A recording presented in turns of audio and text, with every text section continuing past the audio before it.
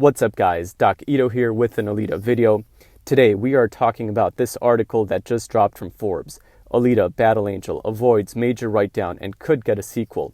This is great news. Having a major presence like Forbes talking about a potential sequel is fantastic. This is written by Mark Hughes.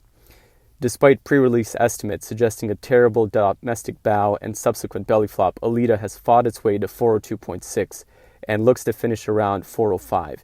This is in line with our estimates from last night. A moral victory more than financial. Nevertheless, this helps Fox avoid a major write-down and even sets the stage for a legitimate discussion about a sequel. Absolutely. As my esteemed colleague Scott Mendelson noted in his write-up, Scott Mendelson, our good friend, the film made about $133 in China, of which the studio keeps $35 million. Again, the money kept from China is worth less than money from North America because of the way the contracts are set.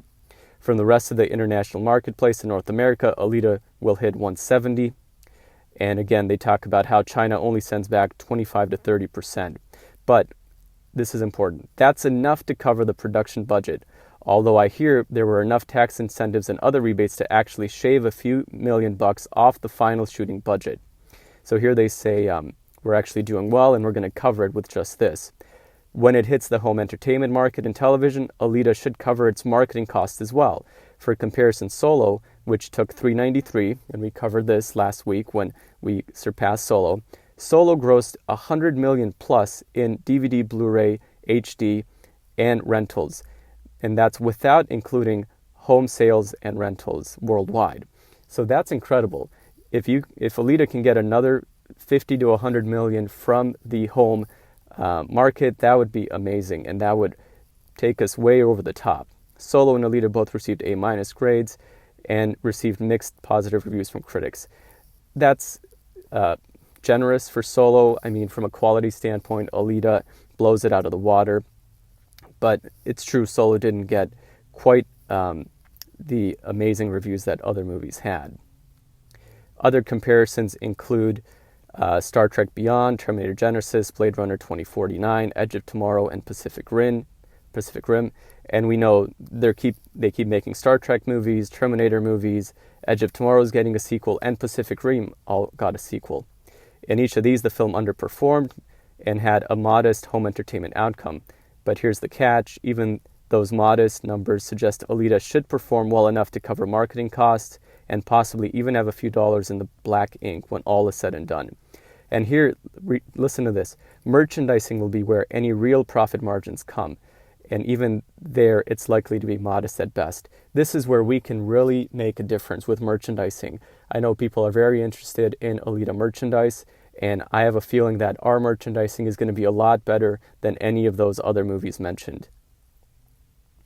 But while there's slim comfort in declaring break-even a victory, this is still undeniably a far better outcome than most people predicted.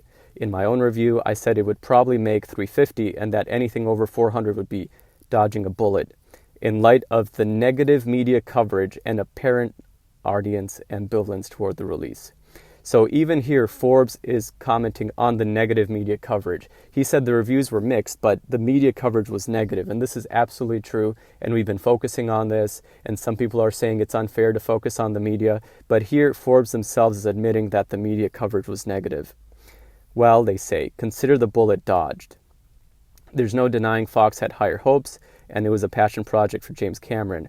They're disappointed it hasn't launched a blockbuster. Yet, I say, because while most consider a sequel unlikely, Disney's purchase of Fox and their excitement over securing a partnership with James Cameron for Avatar, plus Disney's desire for more IP to exploit the productions means we surely haven't seen the last of the property. We surely haven't seen the last of the property. And if we have anything to say about it, and we will continue to fight for Alita, we have not seen the last of this. I can imagine Disney convincing Cameron to produce a streaming series to continue the Alita franchise on Disney Plus as either a live-action or animated series, or Cameron convincing Disney that in the aftermath of the first Avatar sequel, plus reworking of the Alita property to make the sequel bigger and better, an Alita sequel will be a better release, could score stronger box office next time around. 100%. This movie has built such a passionate fan base. These fans will go to the sequel, they will talk about it to their friends, they will bring a lot more people into the seats, and this box office is going to be way bigger a second time around. The point being, while the reasons to be disappointed are obvious, 400 plus million as the face of failure for an IP isn't exactly a kiss of death. Had the budget been a little lower and had the box office been a little higher, we'd be having a different conversation right now. True, those things didn't happen, but it's not hard to imagine getting there. And while we can look at other failed franchise launches as reasons to be skeptical of Alita's, we can also look at previously relatively lower grossing launches that eventually spawned increasingly profitable series. The key ingredient here are very popular manga and anime series and James Cameron himself. Absolutely. Cameron's history of success, especially in the face of skepticism, is obvious. Even with Alita, the fact we're talking about the film avoiding losing money and eventually generating a moderate profit for merchandising rather than the flop and major write-down just about every entertainment outlet and journalist anticipated, speaks to the point that the press has not fully accepted the truth. Never bet against Cameron. There are obvious paths forward to tweak Alita and find a path to success, and it would be crazy to deny Cameron that opportunity if he wants to continue with this property. This is great news. This is great news. For Forbes to be publishing this, that a sequel could happen, that a sequel might happen, that here are the reasons for a sequel. This is exactly the type of article we should have gotten when that article, that 400 million wasn't enough, came out. Clearly it's enough, and clearly there's enough going forward. And the mere fact that this article came out makes me think that behind the scenes, perhaps there were some discussions, and maybe there is something going on that we just don't know about, because this is a great article. It could be that Cameron has lost interest in moving forward with additional entries, and if that's the case, then we surely won't see a sequel. Indeed, Cameron could certainly be forgiven if he decided multiple Avatar sequels take his adventures from Alita, but Cameron has expressed his hopes the first film would spawn sequels and had ideas and plans for additional films. So I doubt he's written it off. He has not written it off. Remember, this is the man that filmed Avatar in an Alita shirt. This is the man that waited 25 years to make this movie after buying the rights, or maybe about 20 years. This is a man who played the long game. He loves Alita. It is his passion project. He has not forgotten about it, and he is going to fight for it just like we are. With hindsight, I suspect everyone involved in the project wishes they'd stuck with Christmas instead of moving to avoid competition from Mary Poppins. I'm not sure about that. Aquaman was of course a monster hit, but there was plenty of room at the holiday box office for another movie. This is pure speculation, but looking at how Christmas played out, I believe Alita could have topped 500 plus. I don't know about that. I think it actually did well to avoid Aquaman. But if, again, the media is arguing that it could have done even better, I'm totally okay with that, and indicating that the sequel could do even better. It is questions like that and the fact that Alita wound up playing better than expected that make me believe it's a mistake to discount the potential for a sequel. Whatever else happens, for now the real story is that instead of being a major flop, it will end up breaking even and probably generating a small amount of profit. Check this space for updates, including when we find out what's in store.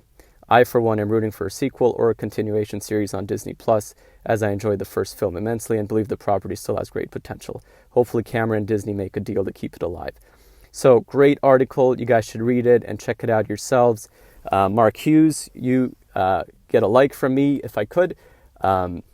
Awesome work arguing for why a sequel could happen.